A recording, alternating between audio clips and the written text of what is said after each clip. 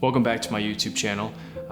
Usually I like to talk to you guys at the end of the video, but I think this one definitely warrants an introduction. So recently I went on my first hiking and camping trip into the backcountry, and I did it solo.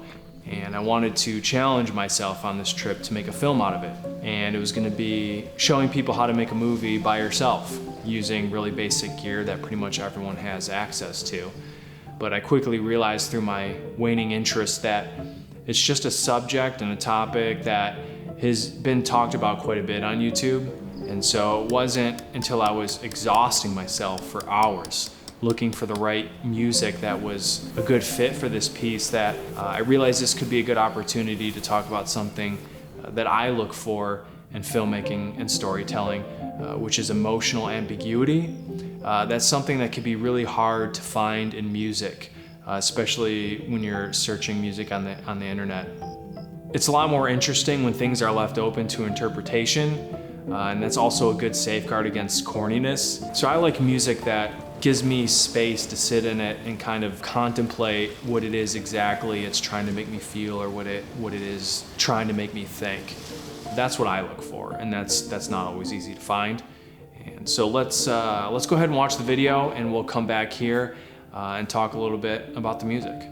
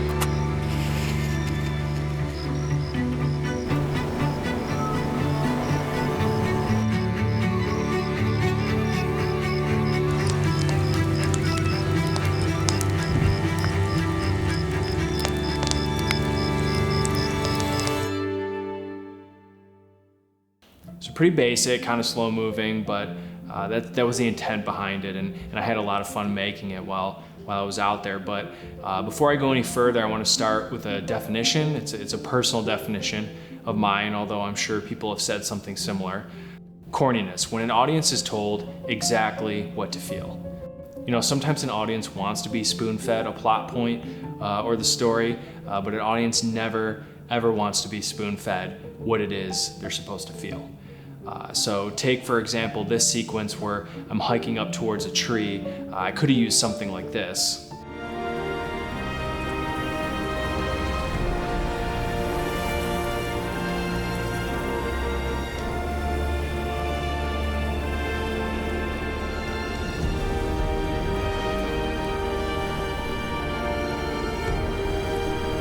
Pretty corny, right? I mean, what is the music saying? It's super obvious. It's, you know, nature is very pretty and epic, and I'm so content and happy to be out here.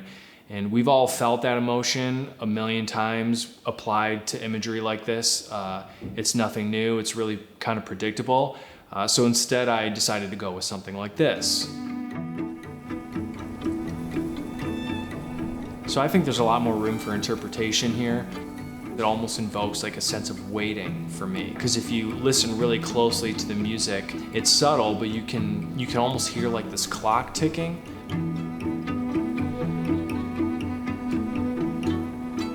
And so I really liked that. It's almost like I'm waiting for something to happen and nothing ever does, which is really illustrated in the next sequence when, you know, I start making myself busy. You know, I'm chopping wood, starting a fire, making food, you know, doing stuff like that. Another important point when it comes to, you know, emotional ambiguity and trying to add interest for the audience is to look for music tracks that have unexpected moments in them. So if you take this sequence, for example, you know, so we have this rising tension as I arrive to the lake, but then once I set my pack down, the music just kind of drops out completely.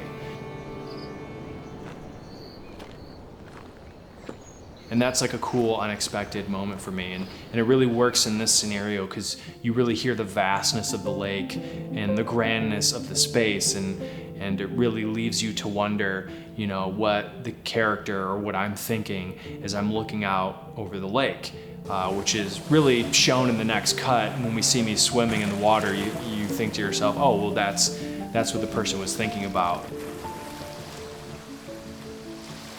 So I hope there's a couple points you could take away from this video when it comes to, you know, selecting music for storytelling. You know, I think it's really good to look for music that has unexpected moments, and then, you know, music that really just leaves room for you to kind of interpret things. You know, music that's not just so epic and heavy and just straightforward in what it's trying to say. I think, you know, having some emotional ambiguity there in music is really interesting, and it's cool. So I hope you enjoyed this video, and I'll see you in the next one. God bless.